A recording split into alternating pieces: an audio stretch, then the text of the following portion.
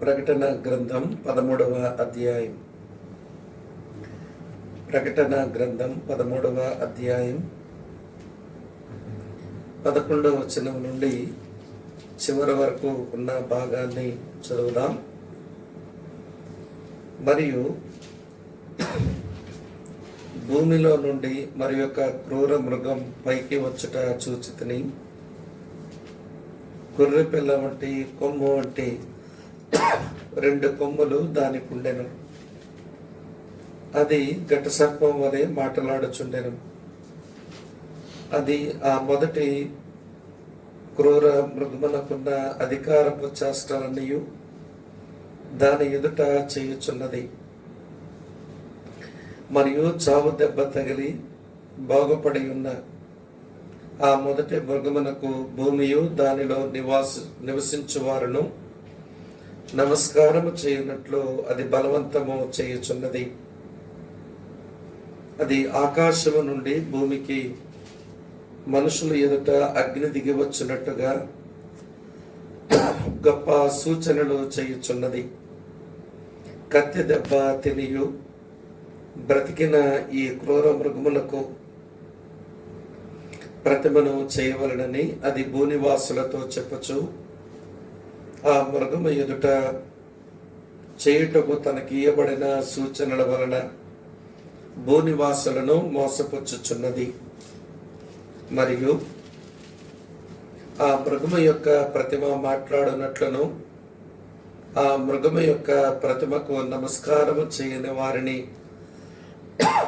హతము చేయనట్లును ఆ మృగము యొక్క ప్రతిమకు ప్రాణమిచ్చుటకై దానికి అధికారము ఇయ్యబడెను. కాగా కొద్దివారు గాని గొప్పవారు గాని ధనికులు గాని దరిద్రులు గాని స్వతంత్రులు గాని దాసులు గాని అందరూ తమ కుడి చేతి మీదనైనను తమ నొసటి ఎందైనను ముద్ర వేయించుకున్నట్లును ఆ ముద్ర అనగా ఆ మృగము పేరైనను దాని పేరిటి సంఖ్య అయినను గలవాడు తప్ప క్రయ విక్రయములు చేయుటకు మరి ఎవరికిని అధికారము లేకుండానట్లును అది వారిని బలవంతము చేయుచున్నది. బుద్ధి గలవాడు మృగము యొక్క సంఖ్యను లెక్కింపనిమ్ము. అది ఒక మనుషుని సంఖ్యయే. ఆ సంఖ్య 666. ఇందులో జ్ఞానము ఉన్నది. దేవుడు ఈ వచనాలు మన అధ్యయనం కొరకు దీవించునుగాక. ప్రార్థన చేసుకుని మన ధ్యానాన్ని ఆరంభించుదాం. సర్వకృపానిధి మరోసారి నీ కుమారుడు మా ప్రభువైన యేసుక్రీస్తునందు మీ కృపాసనమును మేము సమీపిస్తూ ఉన్నాము. నీ దయను బట్టి నీ కృపను బట్టి మీరు మాకు అనుగ్రహించిన ఈ మంచి సమయం కొరకై మిమ్మల్ని మనసారా స్తుతిస్తూ ప్రభువా నీ పాదాల చెంతకు మేము చేరి వస్తున్నాము. మా విశ్వాసం మా ఆచరణాత్మక జీవితం అది నిన్ను మహిమపరచునట్లుగా ఉండులాగున నీ వాక్యపు బోధ చేత మా జీవితాలను మేము సరిచేసుకునే క్రమంలో మేము ఉండగా నీ దయను బట్టి మీరు మాకు అనుగ్రహిస్తున్న నీ లేఖన ప్రత్యక్షత కొరకై మీకు వందనాలు చెల్లిస్తూ మరోసారి నీ కృపను అర్థిస్తున్నాము. మా అక్కర కొలది మా అవసరమును బట్టి మాతో మాట్లాడమని మహిమ మీరు మాత్రమే పొందమని యేసుక్రీస్తు వారి నామమందే స్తుతులు అర్పించి ఆరాధించి ప్రార్థిస్తున్నాము మా పరలోకపు ప్రియమైన తండ్రి. Amen, amen. ప్రభునందు ప్రియమైన సహోదర సహోదరులారా, ప్రకటన గ్రంథములో ఎక్కువ మనుషుల ఊహాగానాలకు దారితీసిన లేఖన భాగం ఈరోజు మన అధ్యయనం కొరకు మనం చదువుకున్నాం. ఈ చదివిన వాక్య భాగం మీద వచ్చినన్ని ఊహలు లేక ఆలోచనలు మరి ఏ వాక్య భాగం మీద కూడా రాలేదని చెప్పాలి. అందుకు గల కారణం ఆ మృగము యొక్క సంఖ్య దాన్ని గూర్చినటువంటి మర్మం నాకు అర్థమైంది అని చెప్పేవాళ్ళు ఉన్నారు. ఆ మృగము యొక్క పేరు కూడా మాకు తెలిసిపోయింది అని లెక్కలు కట్టే వాళ్ళు కూడా ఉన్నారు. ఆ మృగము యొక్క సంఖ్యకు అర్థం ఇది అని చెప్పే వాళ్ళు కూడా చాలా మంది ఉన్నారు.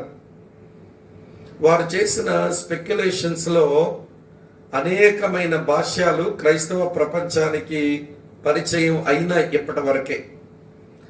కనుక మనం ఆ కోణంలో దేవుని వాక్యాన్ని అధ్యయనం చేసే మరో తప్పిదం మనం చేయకుండా, మొదటి పాఠకులు ఈ వచనాలు చదివినప్పుడు ఏమి అర్థం చేసుకోవాలని పరిశుద్ధాత్ముడు యోహాను ద్వారా వ్రాయించినాడో ఆ మేరకు ఈ వచన భాగాలని ఆ స్థాయిలోనే, ఆ పరిధిలోనే మనం అర్థం చేసుకుని మన విశ్వాసాన్ని మెరుగుపరుచుకోవడం మనకు శ్రేయస్కరం. అంతకంటే లేనిపోని ఊహలకు మనం వెళితే, ఇదివరకు వారి ఊహలతో చెప్పిన విషయాలు అవి అబద్ధాలు అని తేలిపోయినప్పుడు ఆ సేవకులు ఎంతో భంగపడ్డం మనకు తెలుసు. కనుక అలాంటి తప్పిదమే మరి ఒకటి చేసి ఈ ముద్రను గూర్చి, ఆ ముద్ర వెనుక ఉన్న మృగమును గూర్చి, వాని పేరును గూర్చి మనం ఏదేదో మన ఊహల్లోంచి చెప్పడం అది అంత సరికాదు. ఎందుకు అంటే బైబిల్ వాటిని గూర్చి విప్పి మాట్లాడలేదు. మన విప్పి మాట్లాడే ప్రయత్నం కూడా మనం ఎన్నడూ చేయకూడదు. కనుక ఈ భాగాన్ని మనం లేఖన కోణములోనే అర్థం చేసుకోవలసిన పరిధి వరకు అర్థం చేసుకోవడానికి మన ప్రయత్నం చేద్దాం. సరే ప్రియులారా, ఈ భూమి మీద సంభవించే 7 సంవత్సరాల ఈ శ్రమల కాలంలో ఏమేమి సంఘటనలు జరుగుతూ వస్తాయో అవి 6వ అధ్యాయం నుంచి 11వ అధ్యాయం వరకు మనం అధ్యయనం చేశాం. అలాగే ఈ 7 సంవత్సరాల కాలంలో ఎవరెవరు వ్యక్తులు కీలకమైన పాత్ర పోషిస్తారో ఆ సంఘటనలకు సంబంధించిన సభ్యులను గురించి మనం అధ్యయనం చేయటం ఆరంభించాం. ఈ ఆరంభంలో ఇప్పటికి మనకు 2 కీలకమైన వ్యక్తులు వెలుగులోనికి వచ్చారు. ఒకడు ఘట సర్పం, అదే ఆది సర్పం, సాతానుడు మరియు అపవాది అనే పేరు కలిగిన వాడు. అది ఒక వ్యక్తిని గుర్చిన వివరాలు మన ప్రకటన గ్రంథం 12వ అధ్యాయం మొదటి 6 వచనాల్లోనే మనం చూసేశాం. తరువాత మరో కీలకమైన వ్యక్తి క్రీస్తు విరోధి, వానికి క్రూర మృగం సముద్రములోంచి వచ్చినది అని, ఒక చిన్న కొమ్మని, అలాగనే వాడు నాశన పుత్రుడు, పాప పురుషుడు అని, క్రీస్తు విరోధి అని ఆ పేర్లు వానికి ఇవ్వబడ్డాయి. వారిని గూర్చిన వివరాలు నిన్నటి మన ధ్యానంలో మనం అధ్యయనం చేయడానికి వీలు పడింది. ఈరోజు మరో వ్యక్తిని గురించి మనం అధ్యయనం చేయబోతున్నాం. క్రీస్తునందు ప్రియమైన స్నేహితులారా వినండి, దేవునిలో ఏదైతే ఉన్నాయో దానికి అన్ని నకిలీవి సాతానుడు ఈ భూమి మీద చూపించి తానే దేవుడును అని అనిపించుకునే ప్రయత్నంలో తన అధికారమునకు క్రీస్తు విరోధికి ఇచ్చి ఆయన్ను క్రీస్తు విరోధిగా, క్రీస్తుకు ప్రత్యామ్నాయములాగా ఆ వ్యక్తిని లోకానికి కనపరిచే ప్రయత్నం చేస్తాడు. మరి దేవునిలో ఉన్న త్రయం మరి సాతాను త్రయములో కనబడవలసి వస్తే, ఇప్పుడు దేవుని త్రయములో తండ్రి అయిన దేవుడు, కుమారుడైన యేసు క్రీస్తు, పరిశుద్ధాత్మ దేవుడు అనేది ఎంత స్పష్టమైనటువంటి లేఖన సత్యమో దానికి నకిలీ, దానికి జిరాక్స్ సాతానుడు చూపిస్తున్నాడు ఇక్కడ. అది ఏమిటి అంటే, తండ్రి అయిన దేవునితో తను తాను సమానం చేసుకునేటువంటి వాడు సాతానుడు. ఆది నుంచి వాడి ఆలోచన అదే అని మన యెషయా గ్రంథం 14వ అధ్యాయంలోనే సర్వోన్నతుడైన దేవునితో తనను సమానం చేసుకునేవాడు అని మనము ఎరుగుదాం. అలాగనే ప్రియమైన స్నేహితులారా, క్రీస్తు విరోధి ప్రభు అయిన యేసు క్రీస్తుకు నకిలీ అనే మాట మనం గమనించాలి. వీడు కూడా దేవుడును అని అనిపించుకొని మనుషుల చేత ఆరాధించబడే ప్రయత్నం చేస్తాడు. అతని గురించిన వివరణ నిన్నటి రోజు విన్నాం మనం. మరి ఈ రోజు మనం ఆలోచించవలసింది, సాతాను త్రయములో పరిశుద్ధాత్మకు నకిలీ యాంటై హోలీ స్పిరిట్ అది ఎవరు అంటే అబద్ధ ప్రవక్త అనే విషయాన్ని మన మనసులో తీసుకురావాలి. కనుక ఈయన గూర్చినటువంటి వివరాలు మనం ప్రకటన గ్రంథంలోనే మనం చూస్తాం. ప్రియులారా, అతనుకు అబద్ధ ప్రవక్త అని పేరు పరిశుద్ధ గ్రంథం ఇవ్వడం కూడా మనకు కనబడుతుంది. నేను మీ కొరకు ఆ మాటలు చూపిస్తాను, చూడండి. ప్రకటన గ్రంథం చదువుతున్నాను. ప్రకటన గ్రంథం 19వ అధ్యాయం 20వ వచనం చూడండి.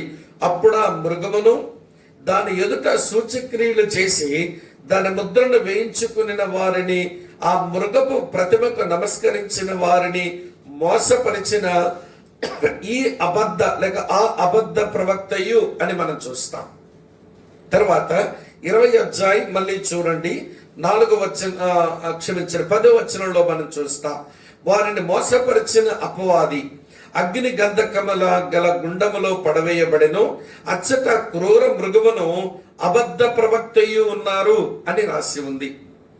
కనుక ప్రకటన గ్రంథం 13వ అధ్యాయం 11 నుంచి ఈ ప్రియులార 18 వచనాల మధ్యలో మనకు కనబడేటువంటి రెండవ క్రూర మృగం వాడు అబద్ధ ప్రవక్త అని లేఖనాల వెలుగులో తెలుస్తుంది. వీడు పరిశుద్ధాత్మ దేవునికి నకిలీ. మరో మాటలో చెప్పాలంటే సాతాను త్రయములో 3వ వ్యక్తి అనే విషయాన్ని మన మనసులో ఉంచాలి అని నేను మీకు మొదటగా జ్ఞాపకం చేస్తున్నాను. ప్రియులారా, మన లోపలికి వెళ్లే ముందు పరిశుద్ధాత్ముడు ఈ లోకమునకు అనుగ్రహించబడితే పరిశుద్ధాత్మ దేవుని యొక్క పనేమిటి అని అంటే, ఈ లోకములో ఉన్న మనుషులకు వారి పాపమును గూర్చియు నీతిని గూర్చియు అలాగనే తీర్పును గూర్చియు మనుషులను ఒప్పించి తండ్రి అయిన దేవుణ్ణి అలాగనే కుమారుడైన యేసుక్రీస్తును ఆరాధించినట్లుగా మనుషులను సిద్ధపరచడమే వాడి పని అయితే, సాతాను త్రయములో ఉన్న ఈ అబద్ధ ప్రవక్తయు అదే పని చేస్తున్నాడు. వీడు చేస్తున్న పని ఏమిటి అంటే, ఘట సర్పమును అలాగనే సముద్రంలోంచి వచ్చిన క్రూర మృగాన్ని ఆరాధించడానికి మనుషులను వాడు పురుగొల్పేటువంటి వానిగా ఆయనను మనం చూస్తాం. వాడు అలానే మనకు కనబడతాడు. కాబట్టి ఆ వెలుగులో ఈ వచనాలు మనం ధ్యానం చేయడం ఆరంభిద్దాము. అయితే ఈ 11 నుంచి ఈ 18 వచనాల భాగాన్ని 2 ముక్కలుగా మనం విభజించవచ్చు. ఎందుకు అంటే 11 నుంచి 15 వచనాలు ప్రియులారా రెండవ క్రూర మృగాన్ని గురించి ఉంది. 16 నుంచి 18 వచనాల వరకు మళ్ళీ మొదటి క్రూర మృగాన్ని గురించి ఉంది. 11 నుంచి 15 వచనాల వరకు ఈ రెండవ క్రూర మృగం అనగా అబద్ధ ప్రవక్త, యాంటై హోలీ స్పిరిట్, వాని గురించి ఉన్న మాటలు ఉన్నాయి. 16 నుంచి 18 వచ్చిన భాగాల్లో ప్రియమైన స్నేహితులారా రాయబడింది మొదటి క్రూర మృగమైన అబద్ధ క్రీస్తును గురించి అక్కడ రాయబడింది. కనుక ఈ 2 భాగాలను మనం అధ్యయనం చేస్తూ యుగాంతమందు శ్రమల కాల ముగింపు దగ్గరకు వచ్చినప్పుడు ప్రియమైనటువంటి అంత్య దినములలో జరిగే సంభవాలలో మిమ్మల్ని తెరవని మీదకు వచ్చినటువంటి వ్యక్తులలో ఈ క్రూర మృగాన్ని గురించి మనం కొంచెం అధ్యయనం చేయాల్సిందే. కనుక రండి, నేను ఇప్పుడు 11 నుంచి 18 వచనాల ఈ భాగంలో 4 ప్రాముఖ్యమైన సంగతులు నేను మీతో పంచుకోవాలి అని నేను తలస్తా ఉన్నాను. అందులో మొదటి విషయం, రెండవ క్రూర మృగం యొక్క ఆకారం వివరించబడింది. అందులోంచి కొన్ని సంగతులు మనం నేర్చుకుందాం. అది మొదటి మాట. రెండవ మాట వినండి, రెండవ క్రూర మృగము యొక్క వినండి అధికారము గురించి ప్రస్తావించబడింది. అది కూడా మనకు తెలియాల్సిన అవసరత ఉంది. తర్వాత మూడవ మాట, రెండవ క్రూర మృగము యొక్క ఆగడాలు కనబడుతున్నాయి. అది కూడా మనకు తెలియాల్సిన అవసరత ఉంది. తర్వాత మళ్ళీ 16 నుంచి 18 వచ్చిన భాగాల్లో ఒకే సత్యం. అది ఏమిటంటే మొదటి క్రూర మృగము యొక్క అజమాయిషీని మనం చూస్తాం.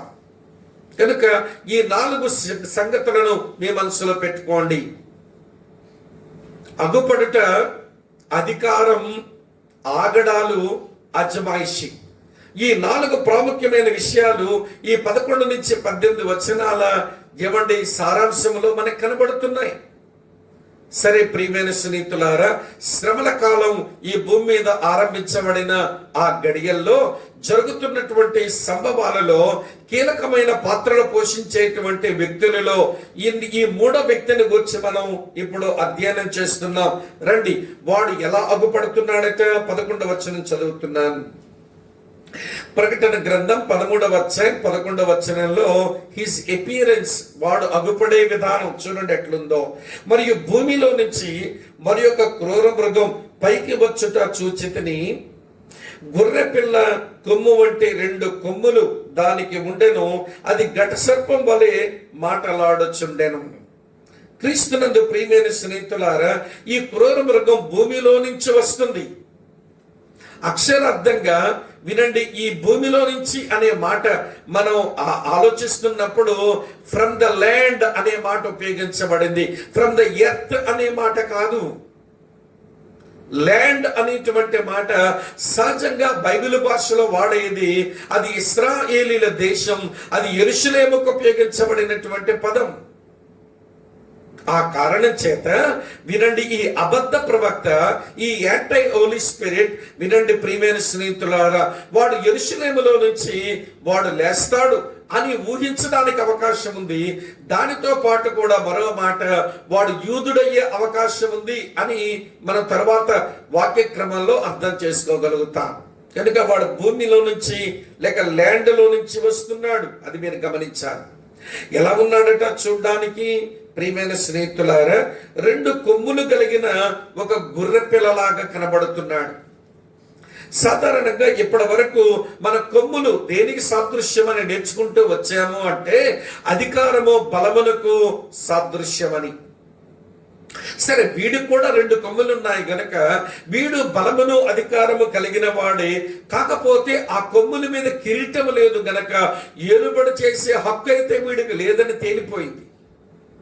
కొమ్ములే ఉన్నాయి కానీ, అవి కూడా 2 ఉన్నాయి కానీ దాని మీద కిరీటములు లేని కారణం చేత వీడు యజమాయిషి చేసేవాడు కాదు అని మనం అర్థం చేసుకోవాలి.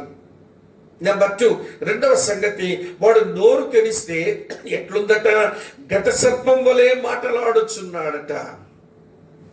ఘట సర్పపు మాటలు అబద్ధపు మాటలు అని మనం ఎరుగుదాం.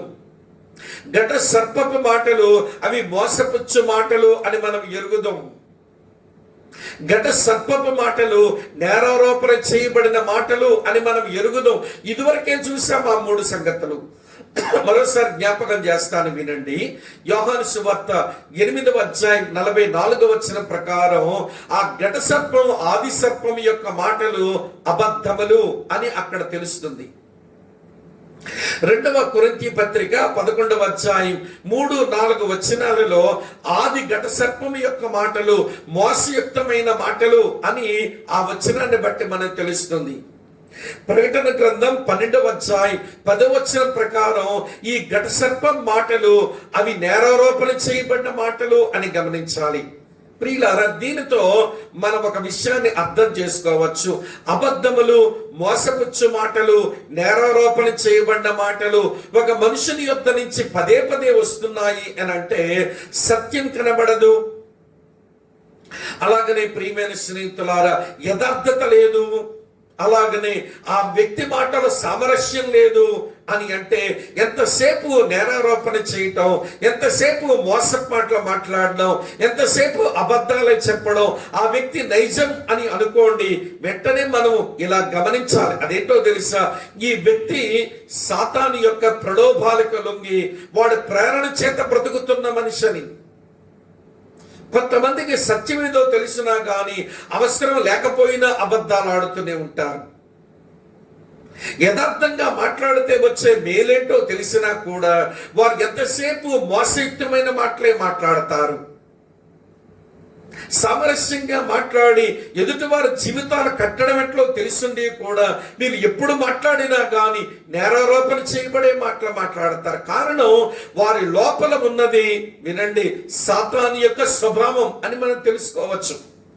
సరే, నేను ఇప్పుడు వ్యక్తుల గురించి నేను మాట్లాడడం లేదు కానీ ప్రియులారా, ఆ 7 కాల శ్రమల కాలంలో ఈ నేలలోంచి వచ్చిన, ఆ భూమిలో నుంచి వచ్చిన ఆ క్రూర మృగం వినండి, 2 కొమ్ములు కలిగినటువంటి అధికారము బలము కలిగిన వాడే, కాకపోతే ఏలుబడి చేసే హక్కు లేని వాడు. వాడు మాట్లాడుతున్నటువంటి మాటలు అది అబద్ధాలు, మోసాలు, నేరారోపణ చేసే మాటలే వాడి దగ్గర నుంచి వస్తాయి అనే విషయం మనకు అర్థమవుతుంది. తరువాత వాడు చూడడానికి ఎట్లా కనబడుతున్నాడు అని అంటే గొర్రె పిల్లలాగా కనబడుతున్నాడు. గమనిస్తున్నారా? ప్రకటన గ్రంథం 6వ అధ్యాయంలో తెల్లని గుర్రం మీద వచ్చినటువంటి వాడు మెస్సియాలాగా ఎలా కనబడ్డాడో, మెస్సియా కాడువాడు. అలాగనే వినండి, ఇప్పుడు ఈ అబద్ధ ప్రవక్త యాంటీ హోలీ స్పిరిట్ గొర్రె పిల్లలాగా కనబడుతున్నాడు గాని లోక పాపములను మోసుకుని పోయి నిజమైన గొర్రె పిల్ల కాదు వీడు. అందుకనే ప్రియమైన స్నేహితులారా, వాడి యొక్క పని భూమి మీద ఉన్నప్పుడు ఇలా ఉంటుంది. చూపిస్తాను చూడండి. పౌలు తిమోతికి రాసిన మొదటి పత్రిక 4వ అధ్యాయం 1వ వచనంలో, అయితే కడవరి దినములలో కొందరు అబద్ధికుల వేషధారణ వలన మోసపరచు ఆత్మల యందును దెయ్యముల బోధ యందును లక్ష్యముంచి విశ్వాస భ్రష్టులగుదరని ఆత్మ తేటగా చెప్పుచున్నాడు. గమనిస్తున్నారా? వేషధారణ, మోసం, వినండి, దెయ్యముల బోధ, మనుషులను విశ్వాస భ్రష్టులను చేసేటువంటి వినండి పని జరుగుతుంది ఆ రోజున. కనుక ఈ మాట మీరు గమనించాలి. నేను వాడు ఆకారం కొరకే నేను మాట్లాడుతున్నాను. ఇంకా భూమిలో నుంచి వచ్చాడు, 2 కొమ్ములు కలిగి ఉన్నాడు. వినండి, భలే ఘటసర్పములాగా వాడు మాట్లాడుతున్నాడు. తర్వాత గొర్రె పిల్లలాగా కనబడుతున్నాడు. ఈ 4 విషయాలు వాడి ఆకారం నుంచి మనం నేర్చుకోవడానికి కొన్ని పాఠాలు. వినండి ప్రియమైన స్నేహితులారా, పరిశుద్ధాత్ముడు ఇందుకు చాలా భిన్నమైన వాడు. పరిశుద్ధాత్మని పేరే సత్యస్వరూపైన ఆత్మ. పరిశుద్ధాత్ముడు యథార్థమైనటువంటి వాడు. వినండి ప్రియమైన స్నేహితులారా, పరిశుద్ధాత్ముడు మనుషుల మీద నేరారోపణ చేసేవాడు కాదు. వారి హృదయములో కలిగినటువంటి మనస్సాక్షి కలిగిన నేరారోపణని నిత్యుడగు ఆత్మ వారి మనస్సాక్షిని శుభ్రం చేసేవాడు. హెబ్రీ 9:14. వీడు చూడడానికి వినండి పరిశుద్ధాత్మ దేవుని లాగా వచ్చినటువంటి వాడు గాని పరిశుద్ధాత్మని పనివేరు, వీడి పనివేరు. కంప్లీట్ గా కౌంటర్ఫీట్. వినండి ప్రియులారా, నకిలీ, సూడో. ఇది మీరు అర్థం చేసుకోవాలి. సరే, ఈ 2వ క్రూర మృగము యొక్క ఆకారమును బట్టి మనం నేర్చుకునే పాఠాలు అలా ఉంటే, వీడికంటూ అధికారం ఉంది. చూడండి ఏం అధికారం ఉందో 12వ వచనం చదువుతున్నాను. ప్రకటన గ్రంథం 13వ అధ్యాయం 12వ వచనంలో, అది ఆ మొదటి క్రూర మృగమునకున్న అధికారపు చేష్టలన్నీ దాని ఎదుట చేయుచున్నది. మరి చావు దెబ్బ తగిలి బాగుపడి ఉన్న ఆ మొదటి మృగమునకు భూమియు దానిలో నివసించు వారును నమస్కారం చేయనట్లు అది బలవంతము చేయుచున్నది. అధికారం మొదటి క్రూర మృగానికే ఉంది. కానీ ఈ 2వ క్రూర మృగం వినండి అధికారము కలిగి ఉన్నట్లుగా మొదటి క్రూర మృగం యొక్క చేష్టలు చేస్తూ, వింటున్నారా, నేను అధికారము గల వ్యక్తినే అన్నట్టుగా ఆ అధికారపు చేష్టలన్నీ చేస్తూ మొదటి క్రూర మృగానికి మనుషులు ఆరాధించడానికి బలవంతం చేస్తున్నాడు వీడు. గమనిస్తున్నారా? పరిశుద్ధాత్మ దేవుడి లోకమునకు వచ్చినప్పుడు యేసును గురించిన సత్యములను వివరించి యేసును మంచిగా మనుషులు ఆరాధించినట్లుగా ఎట్లా పనిచేసేవాడో, వీడు క్రీస్తు విరోధిని ఆరాధించేవారుగా మనుషులను బలవంతం చేసేవాడు. అది వాడుకున్నటువంటి అధికారం. మళ్ళీ జ్ఞాపకం చేస్తాను. మొదటి క్రూర మృగానికి అధికారం ఎవరిచ్చారు? మనం చదివాము 13వ అధ్యాయంలో 4వ వచనంలో, ఆ మృగమునకు అధికారం ఇచ్చినందున వారు ఘటసర్పమునకు నమస్కారం చేసిరి. ఆ ఘటసర్పము తన బలమును, తన సింహాసనాన్ని, తన అధికారమును ఆ మొదటి క్రూర మృగానికి ఇచ్చాడు. ఇప్పుడు సాతాను బలము, సాతాను అధికారము, సాతాను సింహాసనము కలిగిన ఆ మొదటి క్రూర మృగానికి ప్రాతినిధ్యం వహిస్తూ అలాంటి అధికారపు చేష్టలు చేస్తూ వినండి మనుషులు ఆ మొదటి క్రూర మృగాన్ని ఆరాధించడానికి వీడు బలవంతమే చేస్తున్నాడు. కనుక ప్రియమైన స్నేహితులారా, ఆరాధన పని ఇతని పనిలో ఉంది గనక వీడొక మత నాయకుడు, రిలీజియస్ లీడర్. అందుకే ఆ ప్రవక్త అనేటువంటి మాటలు ఆయనకి చెప్పబడ్డాయి అనే విషయాన్ని మీరు దయతో గమనించాలి. ఇప్పుడు ఒక 2 సంగతులు చెప్పాను. 3వ సంగతి చెప్తాను, వినండి ప్రియమైన స్నేహితులారా. వీని యొక్క ఏమండి ఆగడాలు ఏంటి? 14-15 వచనాలు మీరు గమనిస్తే, క్షమించండి, 13, 14, 15 వచనాలు గమనిస్తే వాడి ఆగడాలు, వాడి యాక్టివిటీస్, వాడి చర్యలు చాలా స్పష్టంగా కనబడతాయి. చూడండి 13 వచనంలో ఏమి రాసిందో.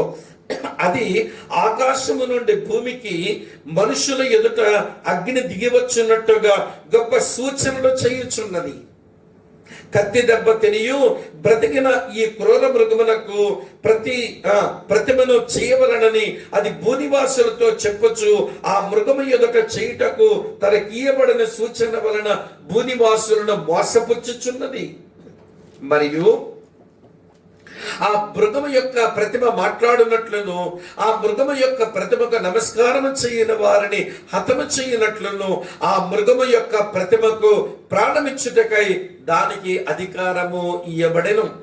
ఈ 3 వచనాల్లో ప్రియులారా, అతని ఆగడాలన్నీ కూడా అద్భుతాలతోనే ఉన్నాయి. ఏం అద్భుతం చేస్తున్నాడు? 13వ వచనంలో అది ఆకాశం నుంచి భూమికి మనుషులు ఎదుట అగ్ని దిగివచ్చున్నట్టుగా గొప్ప సూచనలు చేయుచున్నది. మనుషులంతా తనని విశ్వసించాలి అంటే తప్పనిసరిగా సూచనలు చేయాలి. ఇప్పుడు ఇతగాడు చేస్తున్న సూచనలు ఏమిటి అంటే, రాజులు 1వ గ్రంథం 18వ అధ్యాయంలో ఏలియా చేసిన ఒక సూచన చేస్తున్నాడు. ఆకాశము నుంచి భూమికి అగ్ని దిగివచ్చినట్టుగా చేస్తున్నాడు. కారణం, ఈ మనుషులు అతగాడి యందు విశ్వాసం ఉంచడానికి సూచనలు చేస్తున్నాడు. వినండి ప్రియులారా, సూచనలు చేసి మనుషులను ఆకర్షించినటువంటి వాడు, చూడండి 14వ వచనంలో, ఆ క్రూర మృగానికి ప్రతిమను చెయ్యాలి అని భూనివాసులతో చెప్పొచ్చు. ఆ మృగము ఎదుట చేయుటకు తనకి ఇయ్యబడిన సూచనలన్నీ చేస్తూ భూనివాసుని మోసం చేస్తున్నాడు. అగ్నిని దింపడం మాత్రమే కాదు, మనుషులు ఎదుట కొన్ని సూచక్రియలు చేసి మీరు ఆ మొదటి మృగానికి ప్రతిమ చెయ్యాలి అని చెప్పి మనుషులను విగ్రహారాధన వైపు లాగేస్తున్నాడు. ప్రియులారా, మనం ఎరుగుదాం ఒక మాట. నిర్గమాకాండం 34వ అధ్యాయం 14వ వచనంలో, నిర్గమాకాండం 34వ అధ్యాయం 14వ వచనం చూడండి. ఏలయనగా వేరొక దేవునికి నమస్కారము చేయవద్దు, ఆయన నామము రోషము గల యెహోవా, ఆయన రోషము గల దేవుడు. ప్రియులారా, ఈ బైబిల్ దేవుడు ఆదరించి కూడా విగ్రహారాధనను ద్వేషిస్తూనే ఉన్నాడు. ఆయన రోషము గలవాడు, ఆయన నామము రోషము గల నామము. కనుక వినండి ప్రియమైన స్నేహితులారా, విగ్రహారాధనను ఆయన మొదటి నుంచి ద్వేషిస్తున్నవాడే. కానీ వీడు వచ్చి ఆ మొదటి క్రూరమృగము యొక్క ప్రతిమను చేసి ప్రియులారా ఆరాధించిన కొరకు మనుషులు పురుగొల్పుతున్న, అందుకొరకు సూచక్రియలు చేస్తున్నాడు. వింటున్నారా ఈ మాట? ఆకాశము నుంచి అగ్నిని దింపి సూచక్రియలు చేసి మనుషులను ఆకర్షించుకొని, మనుషులు తీరా దగ్గరకు చేరిన తర్వాత మీరు మొదటి క్రూర మృగానికి ప్రతిమను చెయ్యాలని చెప్పి మనుషులను పురుగొల్పి, ఇప్పుడు తర్వాత చూడండి అతను ఎలాంటి యాగడాలు చేస్తున్నాడో, మరియు ఆ క్రూర మృగం యొక్క ప్రతిమ మాట్లాడినట్లును ఆ మృగము యొక్క ప్రతిమకు నమస్కారం చేయవలనని చెయ్యని వారిని హతము చేయనట్లు ఆ మృగము యొక్క ప్రతిమకు ప్రాణమిచ్చుటకై దానికి అధికారం ఇయ్యబడెను. చేయబడినటువంటి మొదటి మృగము యొక్క ప్రతిమ అది కదులునట్లు, అది మాట్లాడినట్లు చేస్తున్నాడు వీడు. ఇది సూచనే, ఇది అద్భుతమే. ఎందుకు చేస్తున్నాడట? అది మాట్లాడినట్లు, అది కదులునట్లు చేస్తున్నాడట. చేసి ఈ ప్రతిమగా ఎవడైతే నమస్కారం చేయడో వాడిని హతము చేయనట్లు. వినండి ప్రియమైన స్నేహితులారా, వీరికి అధికారం ఇవ్వబడింది. గమనిస్తున్నారా? మొదటి అద్భుతంతో మనుషులను ఆకర్షించాడు, రెండవ అద్భుతముతో విగ్రహారాధన మొదలు పెట్టించాడు, మూడవ అద్భుతంతో మనుషులు ప్రతిమగా సాగిలపడేలా చేస్తున్నాడు. ఒకవేళ ఎవరు సాగిలపడి ఆరాధన చేయడం లేదో ఆ మనుషులను వాడు హతమే చేస్తున్నాడు. ఇవి వీని ఆగడాలు. దీన్ని మనం ప్రియులారా నేటి మన రోజులకు మనం తీసుకుని వచ్చినప్పుడు వీడొక పెద్ద క్యారిస్మాటిక్ స్పీకర్, క్యారిస్మా వరములు కలిగినటువంటి వాడు, అద్భుతాలు చేస్తున్నటువంటి వాడు, మనుషులను ఆకర్షిస్తున్నాడు. ఆకర్షించడంతో పాటు ప్రియమైన స్నేహితులారా తెలియకుండానే వినండి, విగ్రహారాధన వైపు మనుషులను లాగేస్తున్నాడు. తీరా ఆ విగ్రహాలు మాట్లాడినట్లుగా చేసి, విగ్రహాలు ఎక్కడ మాట్లాడతాయండి అని మీరు అంటారేమో, ఈ రోజున రోబోలు మాట్లాడుతున్నాయి. ఆ విగ్రహం రోబోలాగా మాట్లాడుతుందేమో, రోబోలాగానే కదులుతుందేమో. కనుక ప్రియమైన స్నేహితులారా కదిలేలాగా మాట్లాడేలాగా చేసి, కనుక మాట్లాడుతుంది కదులుతుంది కనుక సాగిలపడి నమస్కారం చేయమని అంటే వినండి ప్రియమైన స్నేహితులారా, సాగిలపడి నమస్కారం చేయని ప్రతి మనిషిని హతము చేస్తున్నాడు. ఈ వచనాలు మరికొంచెం అర్థం చేసుకోవడానికి ఇస్లామిక్ ఎస్కటాలజీ చదవండి. ఇస్లాం మతములో ఉన్నటువంటి భవిష్యత్తు శాస్త్రాన్ని చదివితే ఈ వేదిక మీద ఈ ఆడియోలో మాట్లాడి చెప్పేను అదంత సబబు కాదు గనక నేను నిష్క్రమిస్తున్నాను. కానీ ఇస్లామీయులో ఉండేటువంటి ఎస్కటాలజీ చదివితే ఏం జరుగుతుందో మనుషులకు చాలా స్పష్టంగా అంచె దినాల్లో జరిగేవి మనకు అర్థమవుతాయి. నేను దాన్ని డిస్క్లోజ్ చేయలేను. ఆ విషయాలు నేను ఒక మతం మీద వేరుగా మాట్లాడినట్లు ఉంటుంది గనక నేను ఇందులో మాట్లాడలేకపోతున్నాను. కానీ చదవండి, కనీసం మనం తెలుసుకోవడానికి ఉపయోగపడుతుంది. ఏది ఏమైనా కానీ వినండి, అబద్ధ ప్రవక్త వినండి, మతముతో సంబంధం ఉన్నటువంటి వాడు మొదటి మృగము యొక్క ప్రతిమని చేయించి మనుషులందరినీ కూడా ప్రియమైన స్నేహితులారా దేవునికి, నిజ దేవునికి దూరంగా చేసే ప్రక్రియ వాడు చేశాడు. అందులో వాడు సఫలీకృతుడవుతాడు, అనుమానమే లేదు. వాని పని చురుగ్గా జరగకుండా వాడి ఆత్మ భూమి మీద పనిచేస్తున్నప్పుడు వినండి, క్రీస్తు విరోధి ఆత్మ, అబద్ధ ప్రవక్త యొక్క ఆత్మలు భూమి మీద పనిచేస్తున్నప్పుడు, సంఘం నిలువరింపజేస్తున్నప్పటికీ, పరిశుద్ధాత్ముడు ఆటంకపరుస్తున్నప్పటికీ కూడా ఇవన్నీ ఎప్పటికే క్రైస్తవ్యములోని లోకములో చొచ్చుకొని వచ్చేస్తుంటే, సంఘము లేని రోజుల్లో, ఆత్మదేవుడు లేని రోజుల్లో మొదటి మృగము యొక్క చర్యలు, ఈ రెండవ మృగము యొక్క చర్యలు ఎంత సఫలీకృతమవుతాయో నేను మీకు వేరుగా వివరించాల్సిన పని లేదు. కనుక ప్రియులారా, వాడి ఆకారం, వాడి అధికారం, వారి ఆగడాలు అలా ఉన్నాయి. అలా ఉంటే ఇప్పుడు చెప్తాను చూడండి ప్రియుల, 16 నుంచి ఈ 18 వచనాల ఈ క్రమంలో మనం నేర్చుకోవలసింది మొదటి మృగము యొక్క అజమాయిషి. చదువుదాం చూడండి, 16 నుంచి 18 వచనాలు. ఈ వచనాల మీద ప్రపంచంలో ఎన్ని ఊహలో చెప్పలేము ప్రియులారా. ఇందులో ఉన్న మృగం హిట్లర్ అని ఒక ఆయన, ఇందులో ఉన్న మృగం వినండి ప్రియమైన స్నేహితులారా అది కలిగుల అనేటువంటి వాడు అని చెప్పి, ఇందులో ఉన్న మృగం అది డొమిషియన్ చక్రవర్తి అని, ఇందులో ఉన్న మృగం నీరో చక్రవర్తి అయ్యుంటాడని, ఇందులో ఉన్న మృగం ట్రాజన్ అని చక్రవర్తి అయ్యుండొచ్చని. అబ్బో ఎన్ని ఊహలు వచ్చినాయో క్రైస్తవ్యంలో తెలియదు. సరే, ఆ ఊహలేమీ నిజము కాలేదని తర్వాత తెలిసిన తర్వాత ఊహించి ఇది ఖచ్చితంగా అయి ఉంటుందని చెప్పేటువంటి వారంతా వారు అవమానమే పొందారు. నేడు కూడా మన యూట్యూబ్స్ లో, అలాగనే మన ఫేస్బుక్ లో, మన వాట్సాప్ లో వచ్చిన మెసేజ్లు చూస్తున్నప్పుడు ఈ 16 నుంచి 18 వచనాలకు అప్పుడే ఊహాగానాలు పెంచేసుకుని ఖచ్చితంగా 666 ముద్ర ఇదై ఉండొచ్చు, ఇదే అని ఖచ్చితంగా చెప్పే వాళ్ళు కూడా మన సహోదరులు లేకపోలేదు. మనం కొంచెం త్వరపడుతున్నామేమో అని అనిపిస్తుంది. దేవుడు డిస్క్లోజ్ చెయ్యింది, మన జ్ఞానముతో దాన్ని బట్టబయలు చేద్దామన్న ప్రయత్నం అది అంత వాక్యానుసారం కాదు.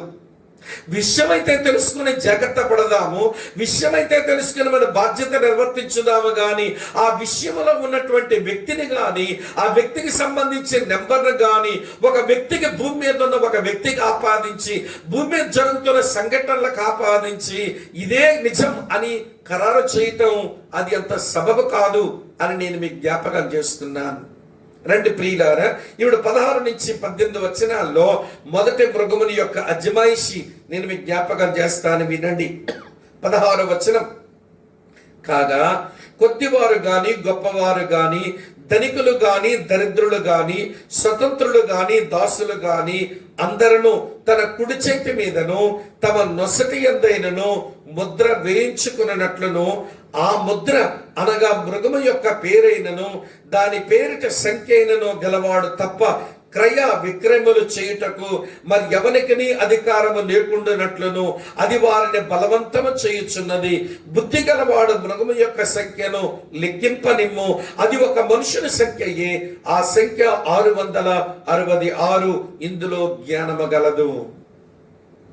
ప్రభునందు ప్రియమైన స్నేహితులారా, వినండి.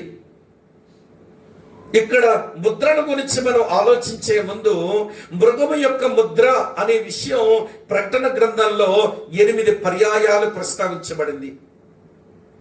ఈ 8 పర్యాయాలు కూడా 3 భాగాలుగా విభజించవచ్చు. ఒకటి ముద్ర, రెండోది మృగము యొక్క నామము, మూడోది మృగము యొక్క సంఖ్య. ముద్ర వినండి జాగ్రత్తగా, మృగము యొక్క నామము, మృగము యొక్క సంఖ్య. అంటే ఆ మృగమునకు ఒక నామం ఉంది, ఆ నామానికి ఒక సంఖ్య ఇవ్వబడింది. ఆ సంఖ్య కలిగిన ముద్ర మనుషుల మీద వేయబడుతుంది. ఎందుకని ఇలా జ్ఞాపకం చేసుకుందాం ప్రియులారా. ప్రకటన గ్రంథం మనం 7వ అధ్యాయం చదివినప్పుడే వినండి ఒక మాట, నేను చదువుతాను 3వ వచనంలో. ఈ దూత, మేము మా దేవుని దాసుల వారి నొసళ్ళ యందును ముద్రించే వరకు భూమికైనను సముద్రమునికైనను చెట్లకైనను హాని చెయ్యవద్దని బిగ్గరగా చెప్పాను. దేవుడు తన ప్రజలను ఆయన ముద్రించుకున్నాడు. ముద్ర అనేది అర్థం అది నా సొత్తు, నాకే చెందినది అని అర్థం. నా సొత్తు నాకే చెందినది అని అర్థం. కనుక దేవుడు కొంతమంది మనుషులను, తన ప్రజలను, తన విశ్వాసం ఉంచినటువంటి వారిని తన సొత్తుగా, తనకు చెందినటువంటి వారుగా ముద్రించుకున్నాడు. సేమ్ సూడో, సేమ్ జిరాక్స్ సాతానుడు కూడా క్రీస్తు విరోధి చేత ఈ అబద్ధ ప్రవక్త ద్వారా వినండి ముద్ర మనుషులకు వేయిస్తున్నాడు. వీరు నా సొత్తు, వినండి వినండి ప్రియులారా, వీరు నాకే చెందినవారు అనే దానికి. అయితే ఈ ముద్ర ఎవరు అని మీరంటారు అంటే నాకు తెలియదు. కానీ నాకు తెలిసింది ఒకటే, ఇదివరకు చెప్పారే కొంతమంది క్రీస్తు శకం 39వ సంవత్సరంలో వచ్చిన కలిగుల అయ్యుంటాడని. అవ్వలేదు కదా ఆయన. తరువాత క్రీస్తు శకం 58వ సంవత్సరం ప్రాంతంలో చెప్పారు, ఖచ్చితంగా ఆ క్రూర మృగం వాని సంఖ్య నీరో చక్రవర్తి అన్నాడు. కాలేదు కదా అది కూడా. అటు తరువాత క్రీస్తు శకం 90వ సంవత్సరంలో వచ్చిన వినండి ప్రియమైన స్నేహితులారా, డొమిషియన్ అని అన్నారు కదా, లెక్కలు కూడా వేసేశారు డొమిషియన్ పేరుకు సంఖ్య వేసి. కానీ డొమిషియన్ అవ్వలేదు కదా. అటు తరువాత నెపోలియన్కి ఇచ్చారా నెంబర్. అటు తరువాత వినండి ప్రియమైన స్నేహితులారా, ఆ హిట్లర్కి ఇచ్చారా పేరు. ఇప్పుడు కూడా కొంతమందికి ఆ పేరు, ఆ సంఖ్య ఇచ్చే ప్రయత్నం చేసేస్తున్నారు. కనుక దేవుని వాక్యాన్ని నమ్మేటువంటి వారం ఇక్కడతోనే ఆగండి. ముద్రేంటో తెలుసుకోండి. ఆ ముద్ర వెనుక ఉన్న సంఖ్య, ఆ సంఖ్య వెనుక ఉన్న వాడి పేరు, అది నీకు అనవసరం. ఏమైనా మిగిలిపోయి కొట్టించుకుంటారా ముద్ర మీరు? సంగమగా ఎత్తబడకుండా ఆ ముద్రను మీ నొసట మీద, మీ కుడి చేతి మీద కొట్టించుకుంటారా? కానీ ఆ ముద్ర ఒకటి రాబోతుంది. ఈ ప్రమాదములకు వెళ్లకుండా మనుషులు హెచ్చరించడానికి మనము మెలకువతో బతకడానికి నేర్చుకోవాలి. నేను కాదని చెప్పడం లేదు, కానీ ఒక్కొక్క వ్యక్తికి కొన్నిసార్లు ఈ మధ్య కాలంలో అది డొనాల్డ్ ట్రంప్ అయిపోతాడేమో అనే వాళ్ళు ఉన్నారు. ఉత్తర కొరియాను పాలిస్తున్నటువంటి ఆ దేశ ప్రెసిడెంట్ అవుతాడు అనే, కిమ్ అయిపోతాడు యాంటీ క్రైస్ట్ అనే వాళ్ళు ఉన్నారు. అది మనం తెగింపే కదా, సాహసమే కదా. ఎందుకు ఆ తెగింపు మనం చెయ్యాలి? దేవుడు డిస్క్లోజ్ చెయ్యింది, నువ్వెవరో డిస్క్లోజ్ చేయడానికి? దేవుడే ఇది, వినండి ప్రియులారా, అది గుప్తంగా ఉంచాడు. అది గుప్తంగానే మనం అర్థం చేసుకోవాలి. వినండి, ఉత్తర కొరియాను పాలిస్తున్న వ్యక్తినో, లేక చైనాను పాలిస్తున్న వ్యక్తినో, లేకపోతే అమెరికాను పాలిస్తున్న వ్యక్తినో, లేకపోతే బెంజమిన్ నెతన్యానో, మరొక వ్యక్తులకు వినండి దీన్ని ఆపాదించే తొందరపాటు పని మనం చేయకుండా ఉండడం మనకి క్షేమం ప్రియులారా, దేవునికి మహిమ. అంతేగాని మనం ఎవరెవరికో ఆ పేరు ఆపాదించి చివరికి అది కాదని తెలిసినప్పుడు, నేను ఇందాక చెప్పాను చూడండి, వీళ్ళందరి పేర్లు చెప్పారు, అందరూ భంగపడ్డారు. కనుక మళ్ళీ భంగపాటు ఎందుకు పడ్డం? కనుక దేవుడు రాయించింది ఆ వ్యక్తి పేరెవడో తెలుసుకోవడానికి కాదు, ఆ వ్యక్తి సంఖ్యతో తెలుసుకోవడానికి కాదు, అది ముద్రగా మనుషుల మీద పడబోతుందని చెప్పాడు. గనక ఆ ముద్రను గురించి మాత్రం నేను 4 సంగతులు మీతో చెప్తాను, వినండి. నెంబర్ 1, మొదటి మాట ఏంటో తెలుసా? ఈ ముద్ర వినండి, ఈ ముద్ర వినండి, మనుషులను సమాఖ్యపరిచేటువంటి ముద్ర అందరి మీద ఉంది గనక వీళ్ళందరూ ఒకే గుంపుకు చెందిన వారు. ఇదంతా ఒక గుంపుకు చెందిన వారు, ఒక వ్యక్తికి చెందిన వారు, ఒక వ్యక్తి సొత్తు అయిపోయారు. వీళ్ళంతా ఒకే గుంపు అని చెప్పడానికి ఆ ముద్ర ఉపయోగపడుతుంది. ఆ దిశగా ప్రపంచం అడుగులు వేస్తుందని మాత్రం మనం ఊహించగలం, ఎందుకంటే కనబడుతుంది గనక. ఈ రోజున వచ్చిన మన డెబిట్ కార్డ్స్, ఈ రోజున మన చేతిలోకి వచ్చిన క్రెడిట్ కార్డ్స్, ఈ రోజు మన చేతిలో ఉన్న మన ఆధార్ కార్డులు, ఈ రోజున మన దగ్గరకు వచ్చిన సివిల్ ఐడీలు, ఈ రోజు మన దగ్గరకు వచ్చిన సోషల్ సెక్యూరిటీ కార్డుల లోపల ఉన్న చిప్, జ్ఞానం ఉన్న ఆ చిన్న చిప్పులు మనం చూస్తున్నప్పుడు ఓహో, ప్రపంచం అంతా ఈ దిశగా ప్రయాణం చేస్తుంది. ఈ ముద్ర కలిగినటువంటి వారు, లేక ఈ గుర్తు కలిగినటువంటి వారు, లేకపోతే ఒకే గుంపుకు చెందిన వారుగా వాళ్ళు పరిగణించబడుతున్నారు అని అర్థం చేసుకుంటే సరిపోతుంది. అది మొదటి విషయం. రెండో సంగతి ఏంటంటే ఇది ఆర్థిక పరమైన ముద్ర. ఎందుకంటే ఇక్కడే 13వ అధ్యాయంలో చదివాము, ఏమని చదివామో తెలుసా? చూడండి, గొప్పవారే గాని, ధనికులే గాని, దరిద్రులే గాని, స్వతంత్రులే గాని, దాసులే గాని అందరూ తమ కుడి చేతి మీదను నొసటి అందెను ముద్ర వేయించుకున్నట్లు, ఆ ముద్ర అనగా మృగము యొక్క పేరు, ఆ పేరుడు సంఖ్యను గలవాడు తప్ప క్రయ విక్రములు చేయుటకు మరి ఎవరికి అధికారము లేకుండానట్లు అది వారిని బలవంతము చేశాను. మిత్రులారా, వింటున్నారా? ఇది ఆర్థిక సంబంధమైన గుర్తు. ఈ ముద్ర ఎవరి మీదనైతే ఉంటుందో ఆ ముద్ర నొసల మీదను, ఆ ముద్ర ఎవరి కుడి చేతి మీదను వేయించుకునేవారు వస్తువులు కొనేదానికి, వస్తువులు అమ్మేదానికి అవకాశం ఉంది. కనుక వ్యాపారానికి ముద్ర ఖచ్చితంగా అవసరం. ఒక మాటలో చెప్పాలంటే నో మార్క్ నో ఫుడ్. నీకు ఆ ముద్ర లేదా నీకు భోజనమే లేదు అని ఒక భ్రష్ట రోజులు, ఇవటి గడ్డు దినాలు ప్రపంచంలో రాబోతున్నాయని మాత్రం జాగ్రత్త పడాలి. ఆ దిశగా ప్రపంచం అడుగులు వేస్తుంది అని మనం తెలుసుకోవచ్చు. అయితే ఆ ముద్ర ఎలా ఉంటుంది? వినండి ప్రియమైన స్నేహితులారా, బిల్ గేట్స్ అలాగే తన భార్య పేరు మీద పెట్టినటువంటి, వాళ్ళు తయారు చేసినటువంటి ప్రియులారు చిప్ అని అనుకుందామా? ఏమో నాకు తెలియదు. లేకపోతే వినండి, మన చేతిలో ఉండేటువంటి మన ఆధార్ కార్డు అనుకుందామా? ఏమో చెప్పలేము. లేకపోతే కొన్ని దేశాలు ఆ దేశ ప్రజలకు ఇచ్చిన సివిల్ ఐడి కార్డ్స్ ఉన్నాయి, అందులో కూడా చిప్ ఉంటుంది, మరి దాన్ని అనుకుందామా? ఏమో చెప్పలేము. లేకపోతే ప్రపంచంలో ఈ క్రీస్తు విరోధిగా చెందిన వ్యక్తులందరి మీద పచ్చబొట్టు పొడిచి వాడు శరీరం మీద ముద్ర పెడతాడా? ఏమో తెలీదు. లేక నంబరే వేస్తాడా? అది కూడా మనం చెప్పలేము. కానీ ముద్ర వేయబడ్డం మాత్రం ఖాయం. అది వ్యాపార రంగానికి ఎవరి సరిపడా ముద్ర. అది లేనప్పుడు ఆర్థిక వ్యవహారాలు జరగడం అది సాధ్యం కాదనే విషయం అయితే మనం అర్థం చేసుకోవాలి. ఇది ఎకనామికల్ మార్క్, ఇది ఎక్యుమెనికల్ మార్క్. ఎక్యుమెనికల్ మార్క్ అంటే మనుషులందరినీ సమైక్య చేసినటువంటి గుర్తది. ఎకనామికల్ మార్క్ అంటే ఇదంతా కూడా ఆర్థిక పరమైన విషయాలకు కలిపేసినటువంటి మార్క్ అది. మూడవ సంగతి చెప్తాను, వినండి ప్రియులారా. మూడవ సంగతి ఏంటో తెలుసా? ఇది సంఖ్యతో కూడినటువంటి గుర్తు. ఇది అన్నెంబర్డ్ మార్క్. ఇందులో సంఖ్య ఉంది అన్నారు. అది మానవ సంఖ్య అన్నారు. మానవ సంఖ్య అంటే మనుషుడు 6వ రోజున సృష్టించబడ్డాడు. మనుషుడు పనిచేయవలసింది కూడా 6 రోజులు మాత్రమే. కాబట్టి మనుషుని సంఖ్య ఎప్పుడు 6గానే ఉంది. ఆ మనుషుని సంఖ్య కూడా ఆ క్రీస్తు విరోధి ఆ మొదటి మృగము యొక్క సంఖ్య కూడా 6, అది 666 అని స్పష్టంగా ఇక్కడ చెప్పబడింది గనుక వినండి, ఇది మనుషుని సంఖ్య.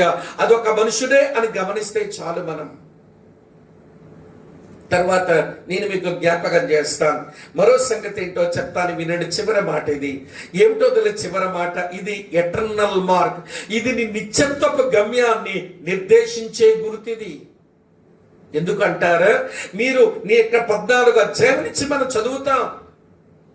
క్రీస్తు విరోధి ముద్ర కలిగిన వారి గతులు ఏమవుతుంటాయో వినండి. ఒక మాటలో చెప్పాలంటే క్రీస్తు విరోధి వేసిన ఈ గుర్తు పొందినటువంటి వాడు, తన శరీరం ఉంది ముద్ర కలిగినటువంటి వాడు, వాడు నరకమునకు వాడు ఒక టికెట్ కొనుక్కున్నట్టే లెక్క.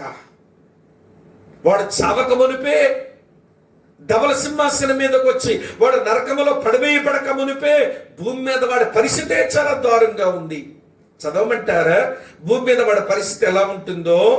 ప్రియమైన స్నేహితులారా, చదువుతున్నాను చూడండి. 14వ అధ్యాయం 9వ వచనంలో ఏమి రాసిందో, మరియు వేరొక దూత అనగా 3వ దూత వీరి వెంబడ వచ్చి గొప్ప స్వరముతో ఇలాగ చెప్పాను, ఆ క్రూర మృగమునకు గాని దాని ప్రతిమకు గాని ఎవడైనను నమస్కారం చేసి తన నొసట యందేమి చేతి మీదనేమి ఆ ముద్ర వేయించుకుని ఎడల ఏమీ కలపకుండా దేవుని ఉగ్రత పాత్రలో పోయబడిన దేవుని కోపమును మద్యమును వాడు త్రాగును.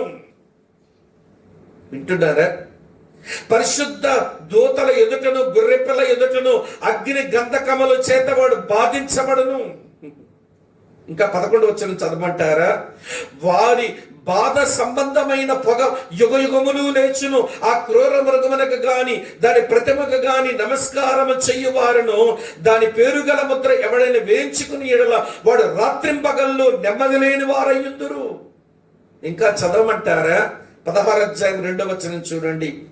అంతటా మొదటి దూత వెలుపలకు వచ్చి తన పాత్రను భూమి మీద కుమ్మరించగా ఆ క్రూర మృగము యొక్క ముద్ర గల వారికి దాని ప్రతిమకు నమస్కారం చేయు వారికి బాధకరమైన చెడ్డ పుండ్లు పుట్టించాను. వినండి, వారు నరకం అనుభవిస్తారు. ఎట్లా? అది నిత్యముద్ర, వారు నిత్యత్వంకు నిర్దేశించిన ముద్ర. అది వారు సాతానుకు వాడి అనుచరులకు చెందినటువంటి వాడుగా వారు ఖరారు చేయబడుతున్న మాట నిజమే. కానీ వినండి ప్రియమైన స్నేహితులారా, వారు యుగ యుగములు దేవునికి వేరుగా సాతానుకు చేరువగా వారు పాతాళములో అగ్ని గంధకాల చేత ఆ నరకములో ఉండవలసి ఉంటుంది. కనుక ఈ ముద్ర ఎవరిది, ఆ సంఖ్య ఎవరిది ఒక వ్యక్తిగా మనం నిర్దేశించే ప్రయత్నం చెయ్యొద్దు. కానీ ముద్ర అయితే ఖాయం. ఆ ముద్ర సాతానుకు వాడి అనుచరులకు చెందిన గుంపులోకి నిన్ను చేరుస్తుందని తెలుసుకో. ఆ ముద్ర నువ్వు వ్యాపార లావాదేవీలు చేసుకుని దానితో నీ బ్రతుకు మనుగడ కొనసాగించుకోవడానికి ఉపయోగపడే ముద్రను తెలుసుకో. ఆ ముద్ర వలన నీకు ఒక సంఖ్య ఇవ్వబడుతుంది అనే విషయం అర్థం చేసుకో. ఆ ముద్ర ద్వారా నీ నిత్యత్వమే నిర్దేశించబడుతుందని గమనించుకో. అయితే ప్రియమైన స్నేహితులారా, అలాంటి రోజుల్లోనే ఆ ముద్ర వేయించుకునే వారు కూడా దేవుని కొరకు కొంతమంది ఉంటారు. వారు పీకలే తెగగొయ్యబడతాయో. ఈ రెండవ క్రూర మృగం వారిని హత్య చేయిస్తున్నాడు కదా. క్రూర మృగముకు ప్రతిమకు సాగిలపడని వారు ముద్ర వేయించుకున్న వారికి హత్య చేస్తున్నాడు వీడు. అయితే ఒక శుభవార్త చెప్తాను వినండి. మేము విగ్రహారాధన చేయలేము. నిర్గమ 34:14 ప్రకారం మా దేవుడు విగ్రహారాధనకు ద్వేషి. నిజమైన దేవుడు విగ్రహాలతో ఆరాధించబడేవాడు కాదు. కనుక మాతో నిబంధన చేసుకొని మాతో మందిరము కట్టించబడిన తర్వాత 3.5 సంవత్సరాలకే మందిరములోకి వచ్చి తన ప్రతిమ నిలబెట్టించిన వీడు మెస్సియా కాదు, వీడు క్రీస్తు కాడు, వీడు వెనుక ఉన్నది దెయ్యం అని అర్థం చేసుకుని వ్యతిరేకించిన అనేక మంది యూదుల్లో, ఆ యూదులను చేరదీసిన అనేక మంది గొర్రెల లాంటి విశ్వాసుల్లో వారు హింసించబడతారు. కానీ ఒక అద్భుతం ప్రియులారా, వారి పరలోకమందు దేవుని వీణల పట్టుకొని వారు జయించిన వారుగా కనబడుతున్నారు. చదువుతున్నాను చూడండి, ప్రకటన గ్రంథం 15వ అధ్యాయం 2వ వచనం. మరియు అగ్నితో కలిసి ఉన్న స్ఫటికపు సముద్రం వంటిది ఒకటి నేను చూచాను. ఆ క్రూర మృగమునకు దాని ప్రతిమకును దాని పేరు గల సంఖ్యకును లోబడక వాటిని జయించిన వారు దేవుని వీణల గలవారై ఆ స్ఫటికపు సముద్రమునొద్ద నిలిచి ఉండుట చూచితిని. వారు అంటున్నారు, ప్రభువా దేవా సర్వాధికారి, నీ క్రియలు ఘనమైనవి, నీ క్రియలు ఆశ్చర్యకరమైనవి. యుగములకు రాజా, నీ మార్గములు న్యాయములు సత్యములై ఉన్నవి. ప్రభువా నీవు మాత్రమే పవిత్రుడు, నీకు భయపడని వాడెవడు, నీ నామమును మహిమపరచిన వాడెవడు, నీ న్యాయ విధులు ప్రత్యక్షపరచబడినవి గనుక జనులందరూ వచ్చి నీ సన్నిధిని నమస్కారం చేసేదరని చెప్పొచ్చు. దేవుని దాసులకు మోషే కీర్తనయు గొర్రె పిల్ల కీర్తనయు పాడుచున్నారు. మాకు తండ్రిని దేవుడు అర్థమైపోయినాడు. ప్రభు అయిన యేసుక్రీస్తు మెస్సియా గొర్రెపిల్ల కూడా అర్థమైనాడు. అర్థం కాని రోజున మా పితరులు అతను సిలువేసి చంపేసినారు, కానీ ఇప్పుడు గొర్రెపిల్ల మాకు అర్థమయ్యాడు. తండ్రైన దేవుడు అర్థమైనాడని మోషే పాట గొర్రెపిల్ల పాట పాడి ఈ జయించిన వారు పరలోకమందు జయగీతమెత్తి ఆరాధిస్తున్నారు. కనుక వింటున్నారా?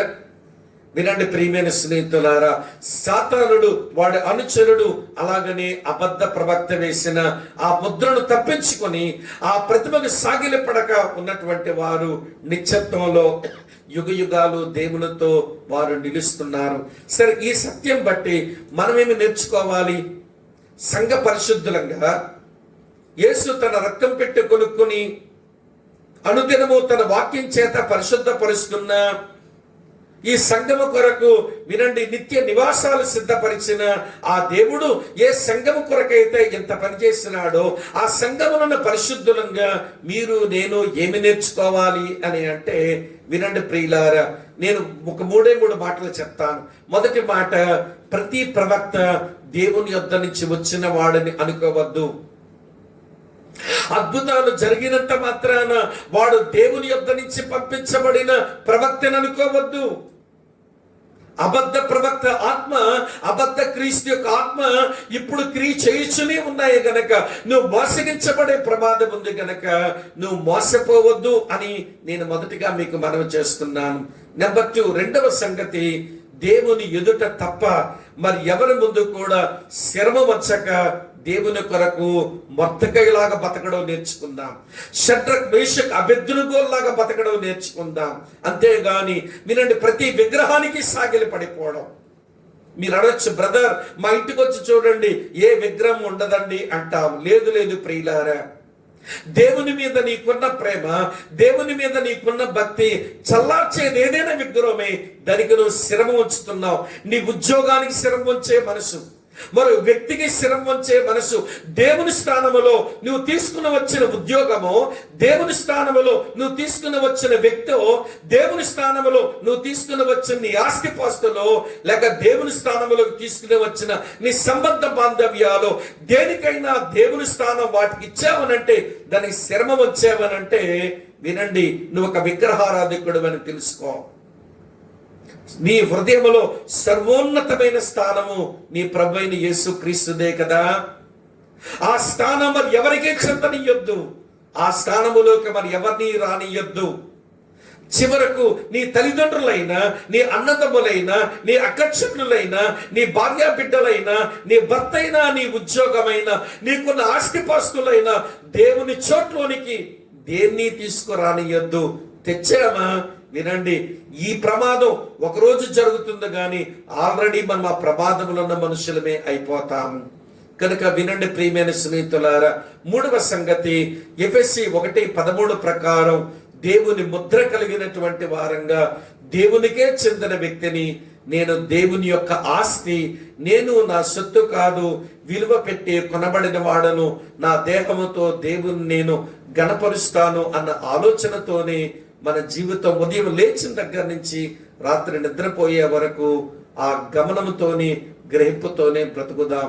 అట్టి కృప దేవుడు మనకు అనుగ్రహించాలని మనల్ని మనం దేవునికి అప్పగించుకుంటూ ప్రార్థన చేద్దాం. ప్రేమపూర్ణుడైన మా పరలోకపు తండ్రి, మీకు కృతజ్ఞతలు. రాబోయే కాలములో ఏమి సంభవించనయ్యిందో నీ గ్రంథములో వ్రాసి కొంత మాకు దాన్ని వివరించి మా జాగ్రత్త కొరకు, మా విశ్వాసం కొరకు మీరు పొందుపరిచినందుకై మీకు స్తోత్రములు.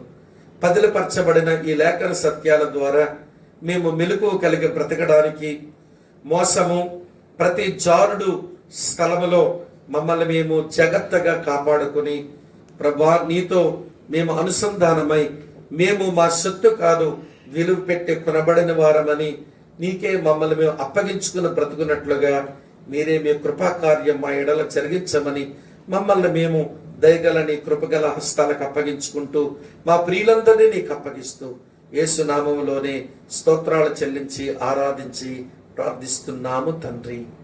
ఆమేన్. ఆమేన్.